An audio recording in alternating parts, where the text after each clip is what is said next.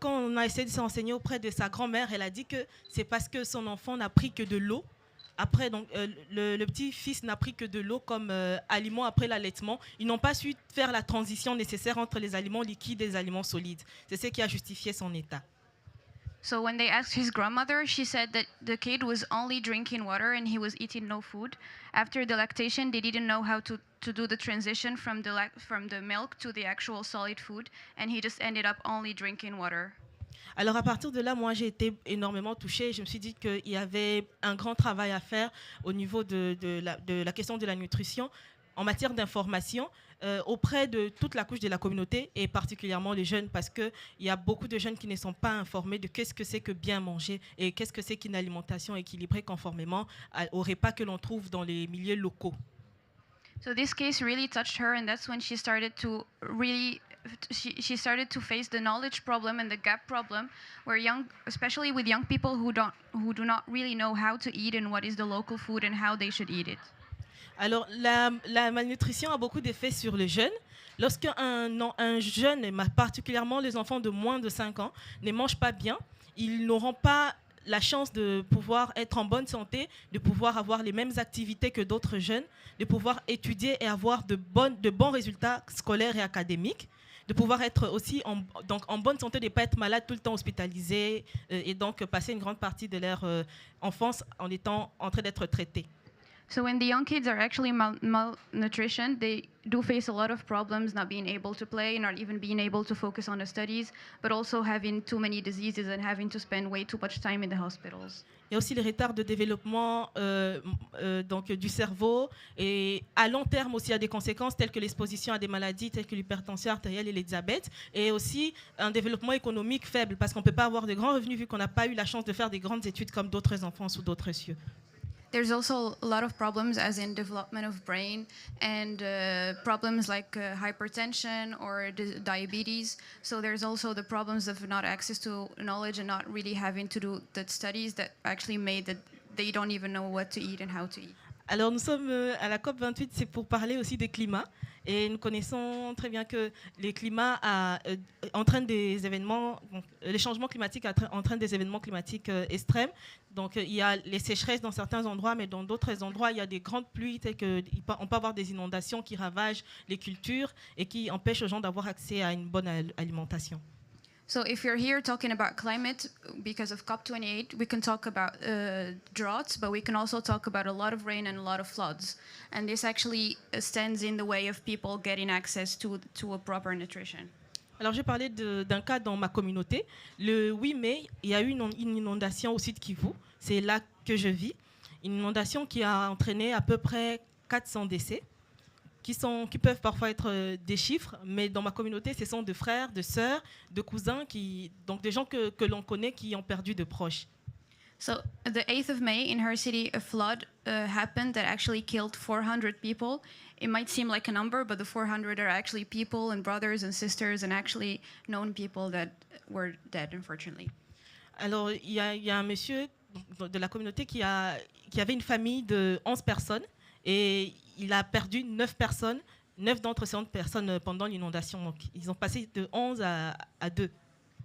So there was a man in her village or her city who were 11 people in the family, and he unfortunately lost 9 people in the flood. So they went from 11 people to 2 people in the family. Donc le changement climatique est une question qui doit absolument être abordée auprès des jeunes, auprès de toute la couche de la communauté. Une fois, j'ai essayé de causer avec de jeunes étudiants en leur demandant qu'est-ce que c'était que le charbon en rapport avec le réchauffement climatique, mais ils m'ont dit que c'était le charbon dont on se servait pour cuisiner. Ils ne savaient pas qu'il y avait des extractions de charbon. Donc, il y a un manque d'informations en matière de réchauffement climatique au niveau de la communauté.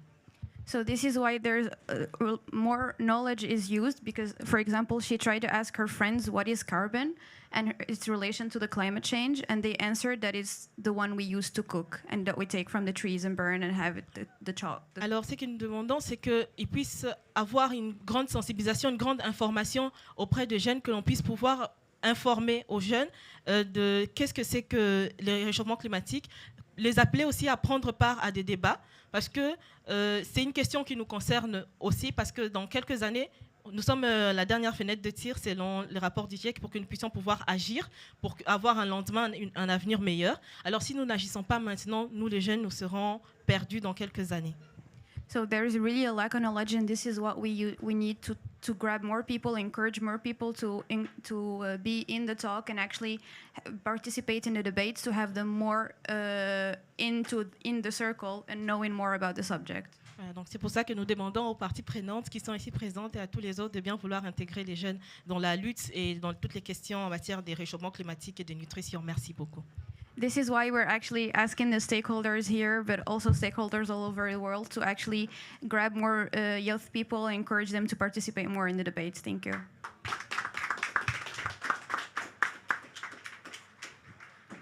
Thank you so much, Nana, for I think pulling those elements together very, very succinctly. I'd now like to introduce you to Heitor de Lasta. Heitor is a representative of YPARD, Young Professionals for Agricultural Development, and has worked on projects involving socio-biodiversity chains, agroforestry systems, ecological restoration, tourism in natural areas, and financial mechanisms to conserve biodiversity and navigate climate challenges. So we very much also appreciate having your experiences and insights. Hello, thank you very much. Thank you for everyone being here and sharing your time with us. My name is Heitor de Lasta. I work as a conservation and climate finance senior analyst at a nonprofit organization in Brazil called Citaui that aims to unlock nation resources for socio-environmental positive impact. And I'm the Brazilian country representative for the Young Professionals for Agricultural Development, YPARD, which aims to connect, enable action and capacity youth, rural youth specific from global to local level, and is the youth co-host for this food system pavilion. So first, I would like to bring two quick introduction about what I'm going to say. One is that we are all sharing this space because we think that we need to rethink our food systems. So we need to think broadly about our food systems, and this means that we need to think about an integral perspective. So blue food systems are very important in this discussion, and is a different type of approach that most of the times it's not put on the decision-making table, and it's commonly absent from most of the sustainable discussions regarding food systems. So we already have evidence that blue food, which means food that come from marine, but also from freshwater, have environmental positive impacts, especially when compared to animal proteins and livestock, but also nutritional health perspectives from different socio-ecological realities, again, specifically when you compare it from another types of animal protein. And of course, the blue food is also very important if we consider different types of indigenous peoples and local communities that have their own types of cultural dimensions regarding food systems. The second thing is to introduce Middle Juruá territory that is located in the Brazilian Amazon.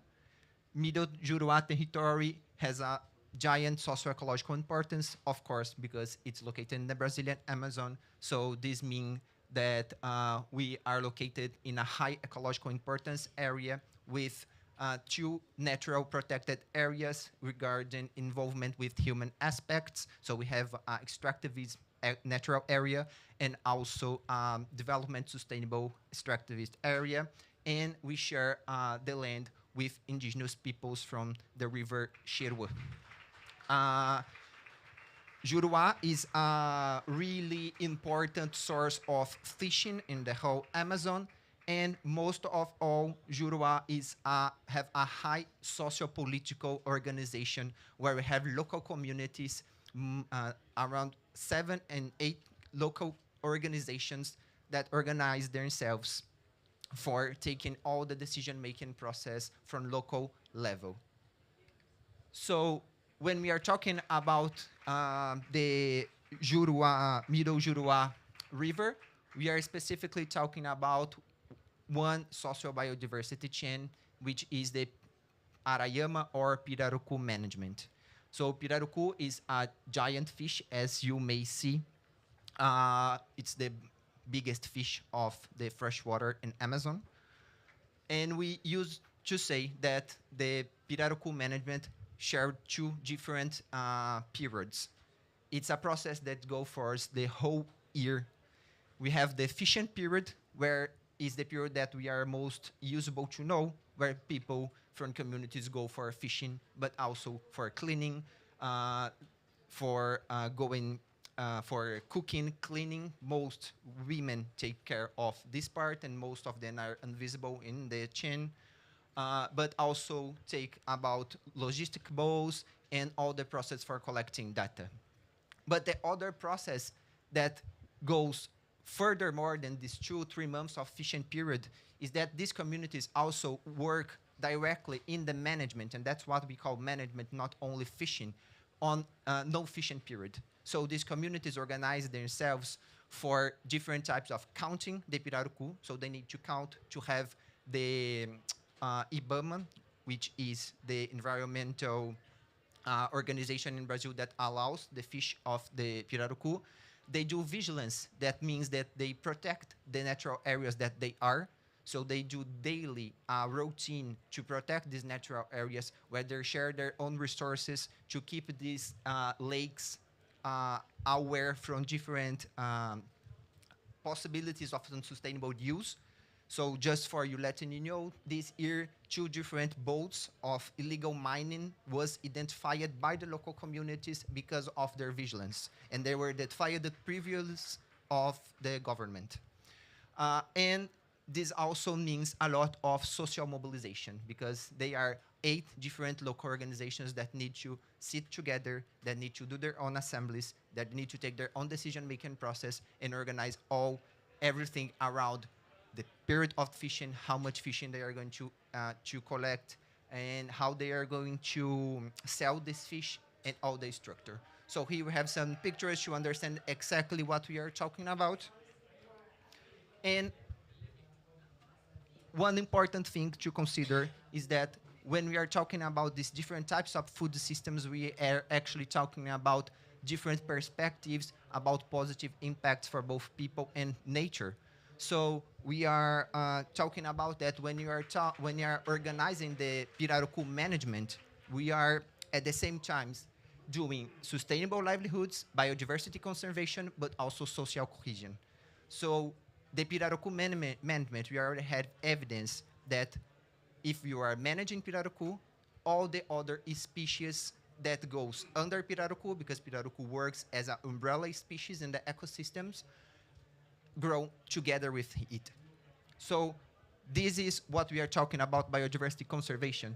The direct protected area, which means the lake, are around 4,000 hectares. But the area that communities walk to go for fishing and everything around, which include the terrestrial ecosystems for around their walk through, are around 32,000 hectares. So we are talking about a giant area of primary Amazon forest in Brazil that the local communities protect by themselves. And Pirarucu, as I mentioned, supports the diversification of other fish and at the same time seed dispersal.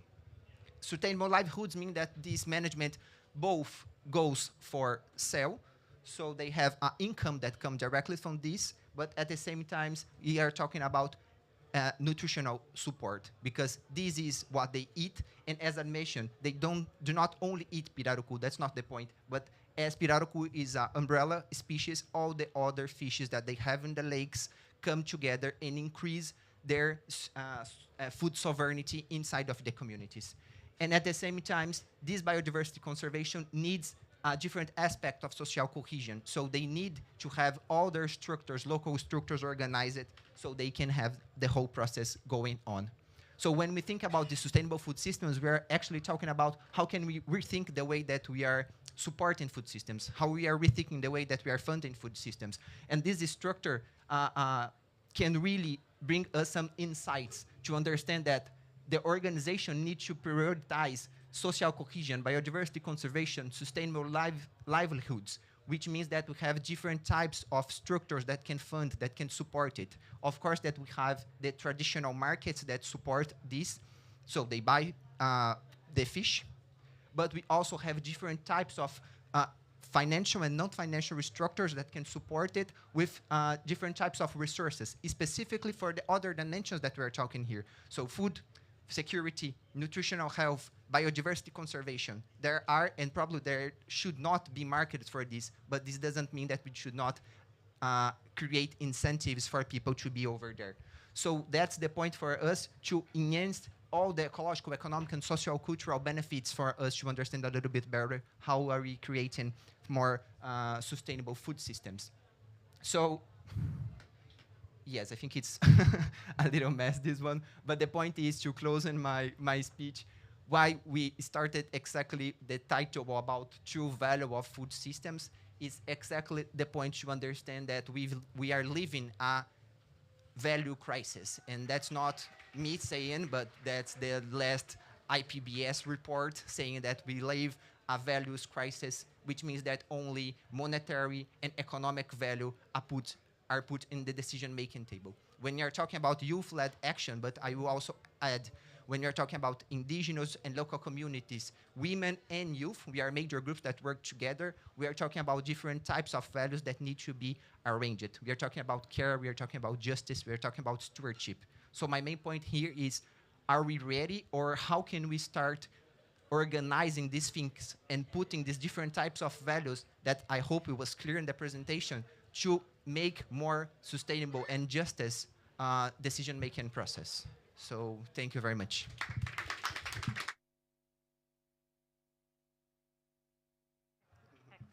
Okay. Thank you so much. And I think that whole reframing of the social justice, equity issues becomes so key. And I think, Nana, the two of you have a lot to talk about, because Lake Bukavu and the lake there's also quite a bit to be done. So let me just now take the opportunity to welcome Andrea Alfieri, the Deputy Head of Unit at the Director General for International Partnerships at the European Commission. He's been covering the position of Coordinator on Climate Change and Sustainable Energy Teams within the Commission. So it's a privilege to have you here. Thank you so much. I'm going to ask you.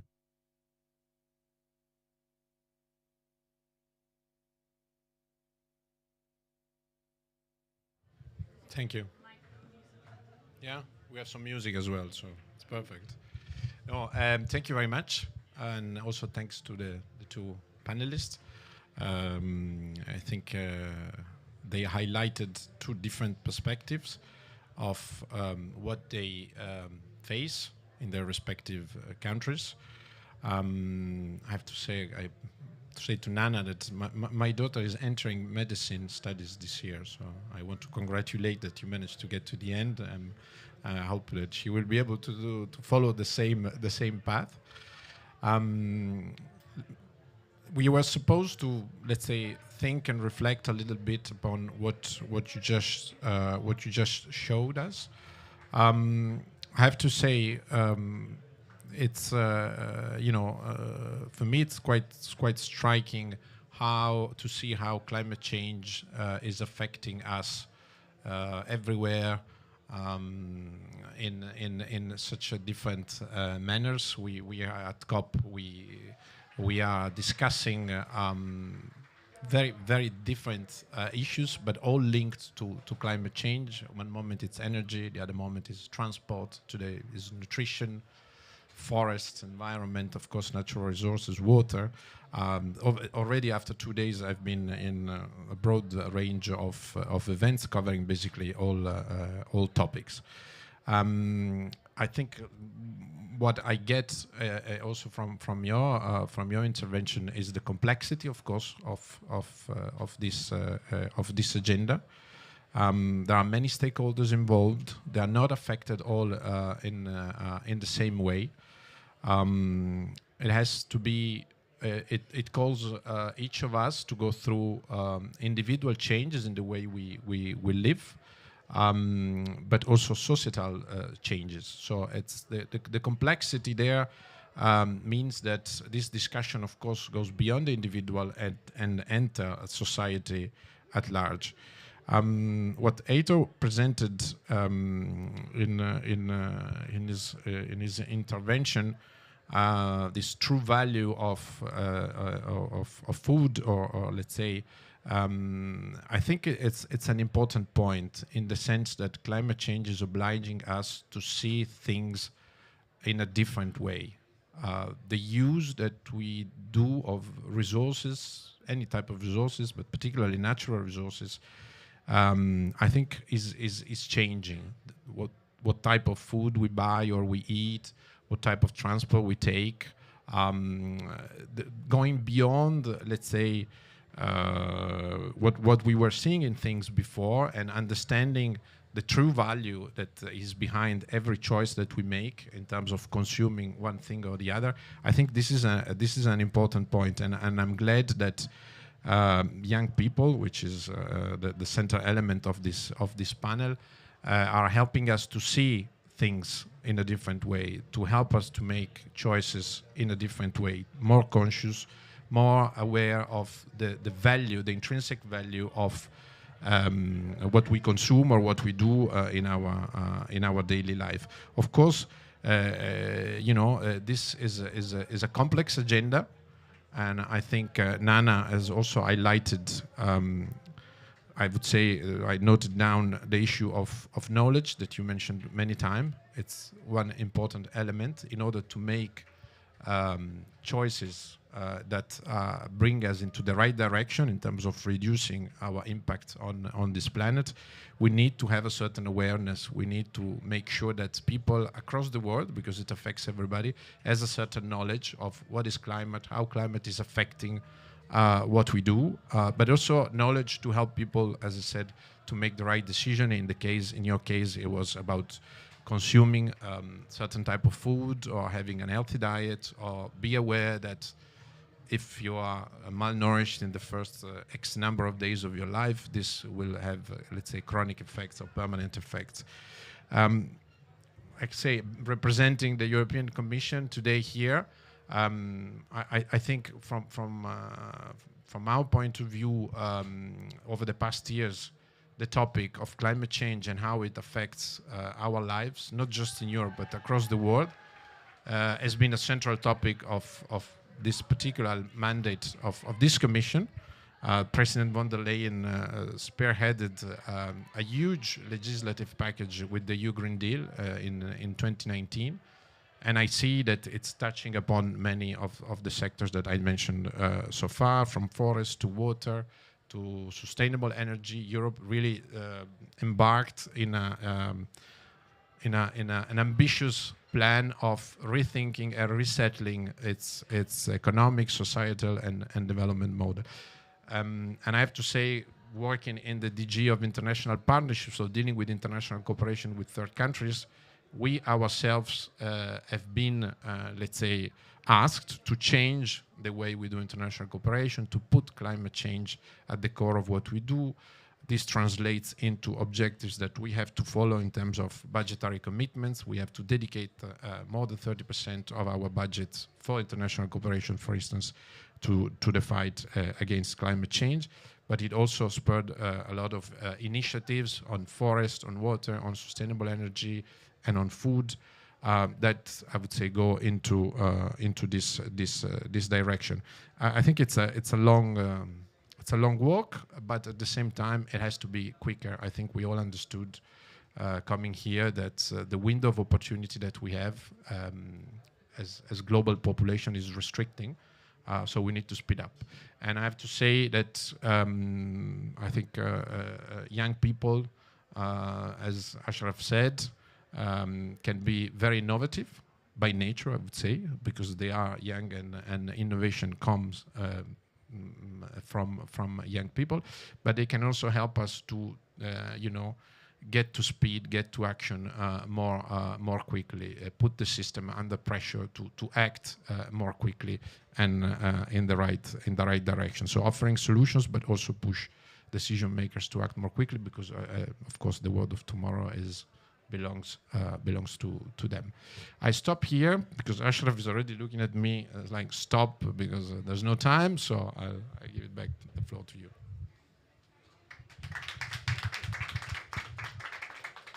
Thank you, Andrea. And I really appreciate, I think, you're pulling together the different aspects, but also the Commission's role in so integrating climate very strongly into the work. It's now my pleasure to introduce Paul Garacochea, Head of Directorate Sustainable Supply Chains, Agriculture and Food Systems at the German Federal Ministry for Economic Cooperation and Development. It's an honor to have you here as well, and please let me ask you to come to the podium. Thank you.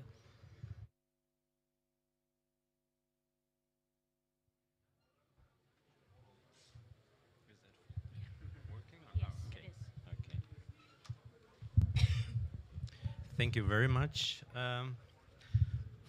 for the invitation, and especially to the young people, Nana and Heitor, for their presentation, which were inspiring, really. And actually, what I got from Nana's presentation is that, you know, apart from this devastating experience you were showing to us about this grandchild, 3 years old but looking like a 1 year, that's amazing. And it shows that malnutrition is sometimes irreversible, so we have to think about from a perspective of acting now and not waiting too much. That's why what I gathered from your presentation, the notion of a knowledge gap about healthy food, which is obviously very, very important, and definitely participation in the debate from young people, I think, is key. This is a central part of what we are learning today from you. From Heitor, thank you also. Excellent presentation. I learned a lot from Juruá River and the Pirarucu fish, but it wasn't in the center. What you wanted to convey, I think, it's the importance of local communities and how to organize local organization and how to deal with sustainability, livelihoods, biodiversity, conservation, and social cohesion. So trying to figure out that this is much more than management of fishery. So this is what I gathered from you. And this is, I think, the most important part of this event today, that we listen to young people. We don't have the recipes, but we need to listen to you and to all experience and all your perspectives that you are gathering, because then we learn and then we can translate that into action in our responsibility in our government. So thank you very much for that presentation. I just want to say that the influence and the voice you have, young people have, is much more than only saying and trying to make us listen. I know you challenge your parents, your older people, and I know that also from my own experience with my kids. They don't just take what we say as parents. They really want to listen because they challenge us, and the challenge is the most important part that you can. So your influence goes beyond of your own experience. It really is an important element of your influence and the voice you have. In terms of what we can offer you from a governmental perspective is that we, yes, in the center of our work is to bring youth organization and networks and agripreneurs as a role model into working with us and giving us some background of how we are dealing with this problem. So we see the catalytic role of the Scaling Up Nutrition movement that that is really a support for young people in this field. In terms of the link between nutrition and climate change, it is slowly getting more international attention, and this is really important. As you said before, climate change contributes to all forms of malnutrition and influences other underlying factors of malnutrition, such as unsustainable food system, poor public health, risk of conflict, and vulnerable livelihoods.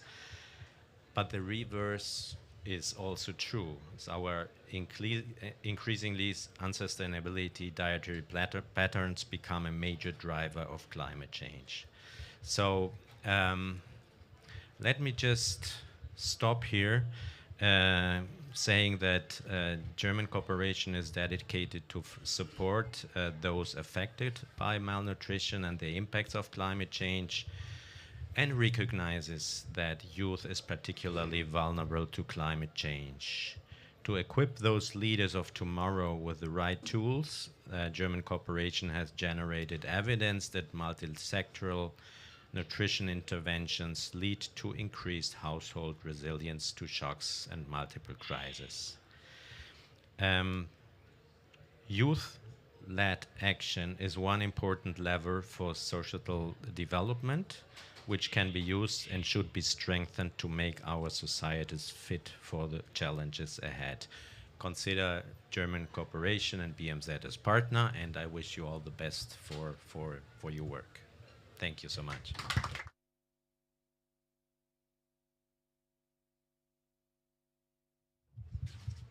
Thank you very much, Paul. I'm now really pleased to welcome Sophie Hilithau, our youth representative on the Sun Lead Group and founder of Act for Food, a youth-led movement to transform food systems. And she'll be doing the final closing remarks. So over to you, Sophie, and I just want to say thank you all for all of you who joined, and to thank Peter and Nana, because I think we also got a very good sense of how youth are calling for a paradigm shift in actually how we look at the intersection between nutrition and climate. And those of us working in this area also have to reframe a little bit how we work, who we work with, and what we do. So with that, Sophie, over to you. Thank you so much, Afshan, and thank you so much to all the speakers. I came in a little bit late because my flight got delayed, so I've come straight from the airport, so excuse my wrinkled shirt. It's the best I could do. But yes, I'm really sorry to miss Nana's speech. I hope I can catch up with you after, and I got half of yours, Heitor, but I really understood the interconnectedness of what you were trying to showcase, that biodiversity, social cohesion, nutrition, community building, capacity building of young people and working with indigenous networks is really key to everything we do, especially when we look at the linkages between climate action and food systems transformation. And right now, young people are the largest generation of young people to ever exist. We're also the most connected generation of young people to ever exist, whether that's through community spheres, online. So that gives us a lot of power in whatever we do, whether that's offline or online in all our actions. And that's something that I think leaders and decision makers in the public, private and governmental sector really have to consider, because these are the young people that have the future of our populations, of our world, of our biodiversity in the palm of their hands, whether that's through economical decisions or voting mechanisms. And what I really want to showcase is that a lot of the young people that we see doing incredible work today are in the informal sector of society. They have a lack of access to financing, they have a lack of access to capacity building mechanisms as well, and this is something that really does need to change. As you said, that we need to listen to young people more, but I challenge you and say that we need to work with young people more. Young people cannot just be the beneficiaries of programs and policies created, but must be the co-creators of these policies. When I look at the national pathways coming out of the UN Food Systems Summit, a large majority of them mention capacity building for young people within food systems transformation, but very few of them are created with young people. So I'd like to see a shift in this and bring people like Nana, like Heitor, and others that can't gain access to rooms like this into spaces where they can be co-creators. And to do that, I really believe that decision makers need to go to the young people because they don't know that they can come to you. So what I really call for is more co-creation, more co-implementation, and more co-decision making within spaces so that we can have youth-led action to transform our food system through climate and resilient ways. And with that, I'm sorry, I'm very rushed with 1 minute left. I would like to thank the Scaling Up Nutrition movement for creating a space for young people to be able to do so, for the Young Professionals in Agriculture Research Development for creating that capacity building guide for people like Heitor to implement, and also to BMZ and the EU Commission for entering a space like this and beginning to think about working with young people in more innovative ways. And I hope that you can reach out to Nana and Heitor later and have discussions with them on ways forward, because I think that would be really excellent. And with that, thank you so much.